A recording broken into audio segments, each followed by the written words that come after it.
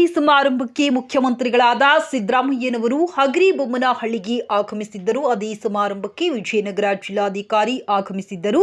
Stage ಮೇಲೆ ಕುಳಿತಂತ ಜಿಲ್ಲಾಧಿಕಾರಿಗಳನ್ನು ಸಾರ್ವಜನಿಕರ ಎದುರಿನಲ್ಲಿ ಅವಮಾನ ಮಾಡಿದರು.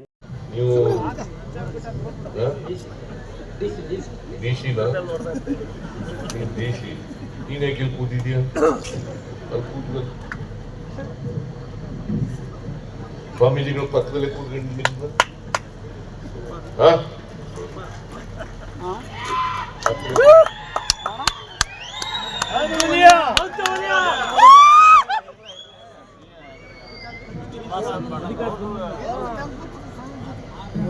ಪೂಜ್ಯ ಸ್ವಾಮೀಜಿಯವರು ಸಾನ್ನಿಧ್ಯವನ್ನು ವಹಿಸಿದ್ದಾರೆ.